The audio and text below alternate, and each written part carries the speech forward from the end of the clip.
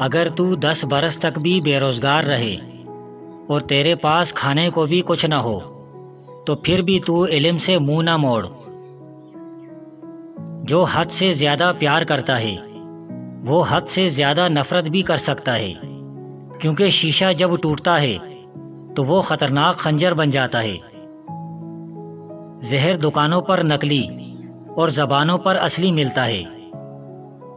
زیادہ کی ہوس حاصل شدہ کا لطف نہیں لینے دیتی۔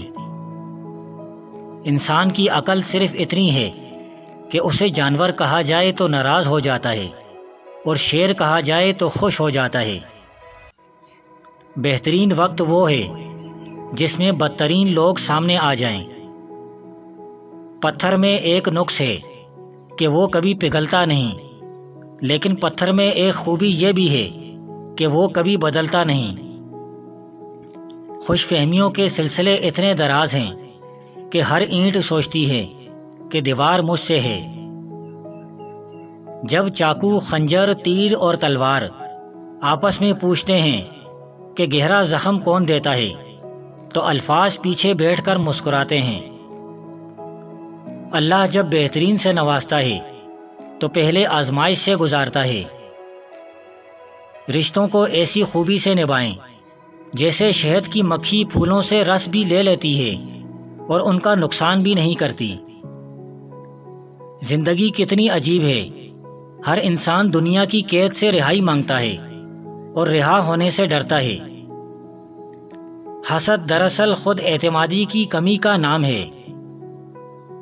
زخم چھپانے کا ہنر سیکھو، ورنہ یہاں ہر دوسرا انسان ہاتھ میں نمک لیے پھرتا ہے۔ انسان سب کچھ بھول سکتا ہے سوائے ان لمحوں کے جب اسے اپنوں کی ضرورت تھی اور وہ دستیاب نہ تھے۔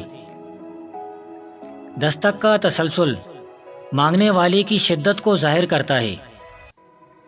ہمارا تعلق اس نابینا معاشرے سے ہے جہاں اداسی کا یقین دلانے کے لیے آنسو بہانے پڑتے ہیں اور بیماری کا یقین دلانے کے لیے مرنا پڑتا ہے۔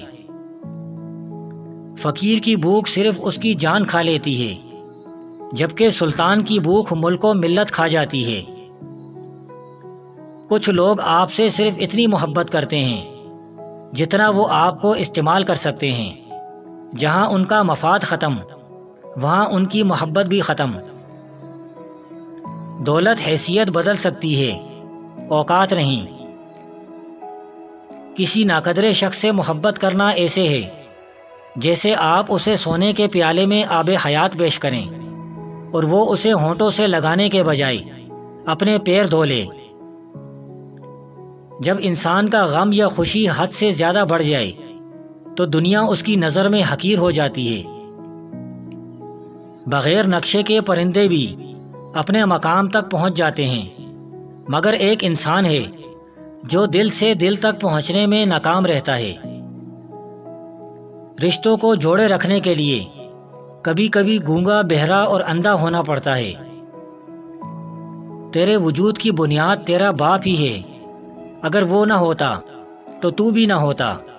تو جان لو تمہارے اندر جو بھی اچھائی ہے اس نعمت کی بنیاد تمہارا باپ ہے۔ انسان سے محبت وہی کر سکتا ہے جس پر خدا مہربان ہو۔ اگر آپ حادثاتی طور پر کسی سے 2-4 کتابیں زیادہ پڑھ گئے ہیں تو انہیں ہضم کرنا سیکھیں، دوسروں کا جینا حرام نہ کریں۔ سب سے بہتر اور عزت کا لقمہ وہ ہے جسے اپنی محنت اور کوشش سے حاصل کیا جائے۔ ہم لوگ نیک بننا نہیں، صرف نیک دکھنا اور نیک کہلانا چاہتے ہیں، اور یہ منافقت کا سب سے اعلیٰ درجہ ہے۔ خودکشی اسلام میں حرام ہے اور موت مسائل کا حل نہیں ہوتی۔ اچھی باتیں پڑھنے کی عادت ہو تو اچھی باتیں کرنے کی عادت خود بخود بن جاتی ہے۔ انسان اکڑ کر ایک ٹیلے پر نہیں چڑھ سکتا، لیکن جھک کر ایک پہاڑ پر پہنچ سکتا ہے۔ عاجزی سے جھکنا سیکھیں تاکہ بلندی نصیب ہو۔ یہ دنیا بوڑھی ہو چکی ہے اور مجھے وہ دنیا چاہیے جو بچوں کی طرح مسکرائے۔ اگر قدر نہیں کرو گے تو اللہ چھین لے گا، وہ پھر چاہے رزق ہو یا عشق۔ زندگی مسلسل امتحان ہے۔ یہاں 10 بار گرنے کے بعد 11ویں بار اٹھ جانے کا نام کامیابی ہے۔ بہترین زندگی جینے کے لیے اس حقیقت کو تسلیم کرنا پڑتا ہے کہ سب کو سب کچھ نہیں مل سکتا۔ خدا کے ہاں مقام صرف دل کی کیفیت کا ہے۔ اللہ اور انسان کا تعلق الف ہے۔ یہ ایک سیدھی لکیر جیسا تعلق ہے جس کے ایک سرے پر اللہ ہے اور دوسرے سرے پر بندہ ہے۔ پریشان نہ ہوں، اللہ بھی وہی دروازہ کھولتا ہے جس کی چابی آپ کے پاس نہیں ہوتی۔ جب دولت قریب آنے لگتی ہے تو 2 چیزیں ظاہر ہونا شروع ہو جاتی ہیں، ایک دروازے پر سائل اور دوسرا خواب میں دولت نظر آنے لگتی ہے۔ مرد کی فطرت ہے، اسے مکمل مل جانے والی چیز سے اکتاہٹ ہونے لگتی ہے۔ انسان دنیا میں بہت سے برے کام مختلف قسم کے خوف کی وجہ سے کرتا ہے۔ اگر خدا کی مدد پر یقین کامل ہو جائے تو انسان برائیوں سے بچ سکتا ہے۔